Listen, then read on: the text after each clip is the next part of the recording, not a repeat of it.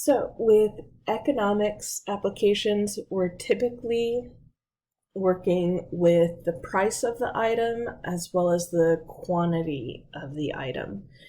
And when we do this, our coordinate structure, we typically put P first for the X coordinate. So P is equaling price. And then where Q is for quantity, that is typically our Y coordinate. So if we want to talk about demand, this is the functional relationship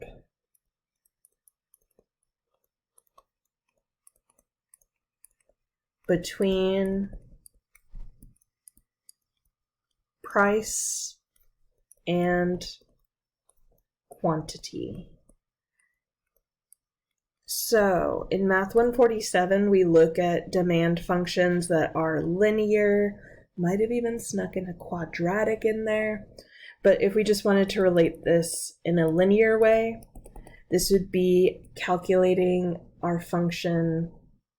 Sorry, I want to make sure I get this right. The quantity is equal to whatever slope we have times the price plus some intercept, and that would relate the two together. Okay, so demand, that's how we could define it. If it's linear, then we would adjust if we need to use a different type of function, but that was something we worked with quite a bit last with Math 147. Total revenue. So this is what is brought in from sales.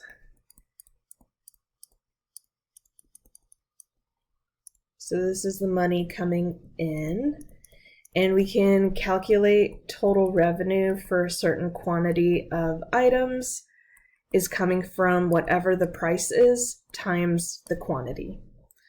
So if the price is $20 and you sold 5 of the items, 20 times 5, you made $100.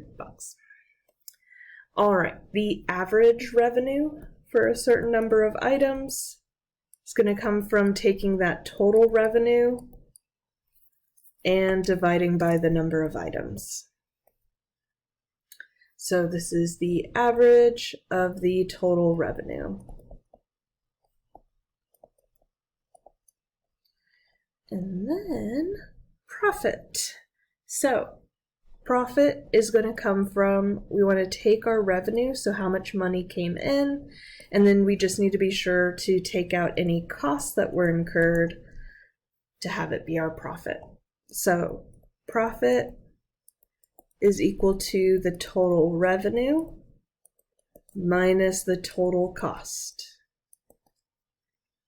All right. Marginal revenue. So this is revenue earned for one more item.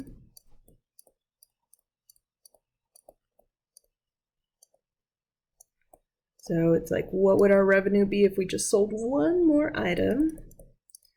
So to get this marginal revenue, we are taking the total revenue of Q plus one item, so one additional item, minus the total revenue of just Q items. And with that, we could do it this way, but again, we're trying to get to this idea of instantaneous rate of change. So it's like we want to get even closer than 1. So this is where we can calculate the marginal revenue of Q is equal to, and I meant to use a different color again because this is our new piece, marginal revenue of Q is the same as the derivative of the total revenue function. That's going to give us our instantaneous rate of change for total revenue. Okay, so from here, let's go to looking at a graph and analyzing that, and a word problem and talking about what we're seeing there. Okay, so below we have a graph of total revenue and total costs. So again, the total revenue is the money coming in, and total cost is the money going out. So that's our costs that are incurred. So what we can do is think about a few different things here. Let's focus on these total costs first. So I'm just going to kind of bold this line here that's representing total cost. So notice where total costs is starting. So our y-axis is in thousands of dollars. So when we're making 0 items, so the total cost of 0 items is equal to $1,000. That idea of having some cost when we're making 0 items links to the idea of fixed cost. So we have a fixed cost of $1,000. So from this graph, you can find fixed cost, and it's looking at the total cost of making $0. Something else we could look at is the total variable cost. So we had that function from the previous page that the total variable cost comes from total cost minus fixed cost. So something we could actually do is, because this idea of our fixed cost is just $1,000. So if I went along this red line here and took away $1,000 every single time, I can actually graph that by taking my line and just moving it down to the origin.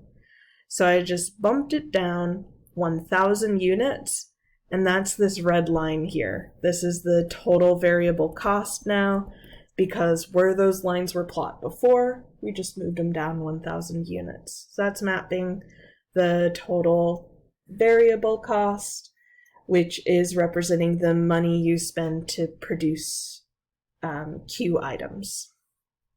All right.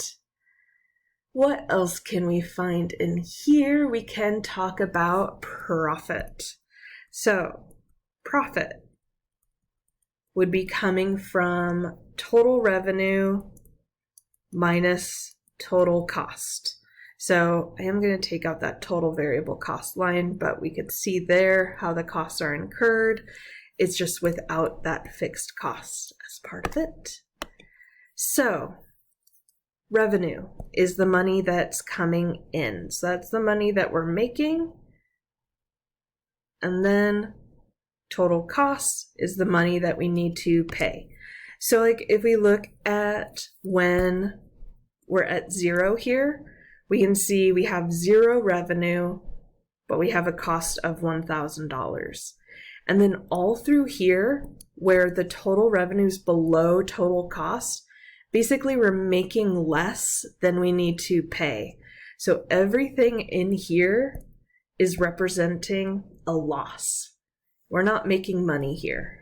So we're operating at a loss. We're losing money because our revenue is low. But then we have this nice spot where it's breaking even. Our revenue is perfectly matching our costs. So our profit is essentially 0 there. And then we switch over into this range where our revenue is above cost. So we're making more money than our costs. So this is where we're working at a profit. So between here, we're making a profit. And then right at the end here, we get to this point where it's like we can't make any more money with this product that we're working with. So then it just ends up costing more to produce it than the money we're going to bring in. So it switches to this other point where there's another point where profit's just 0. And then we switch to making a loss because production's just too high and we're not selling enough of the item. All right. So those are just some ideas of if you have a graph with total cost and total revenue, how a lot of these pieces can tie together. And then what we could do is talk about these marginal values. So like the marginal revenue of Q, as we talked about up above there, is the derivative of total revenue.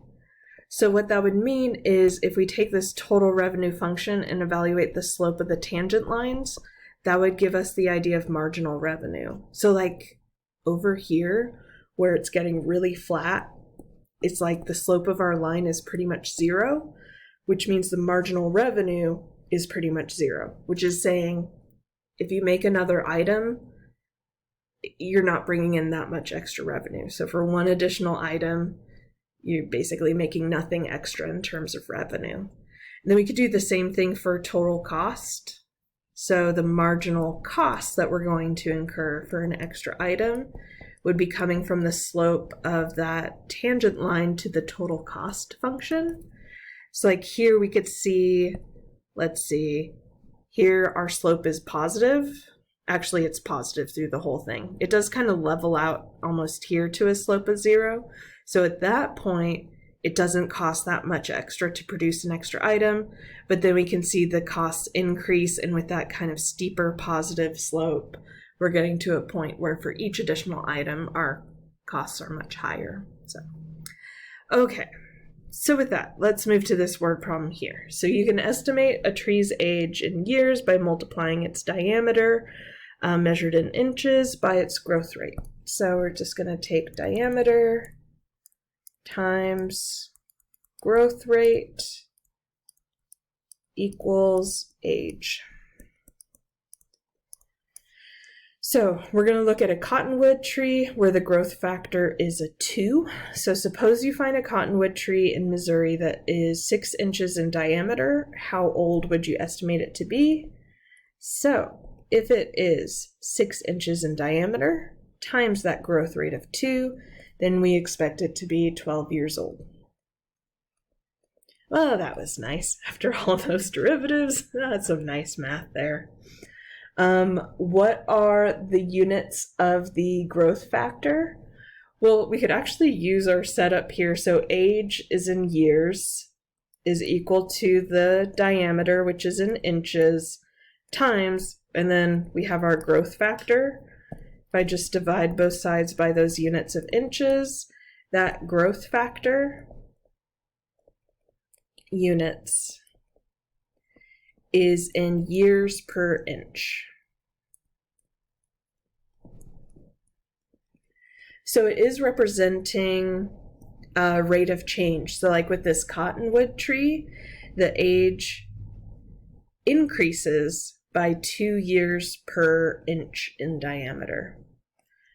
And this idea of this rate of change links to derivative.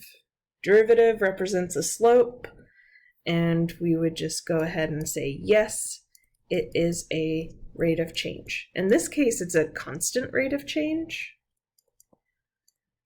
in that it's always 2 years per inch. It isn't switching, but it is kind of like we looked at this 6 inches diameter, and even at that point kind of looked at the instantaneous rate of change there, and it was 2 years per inch.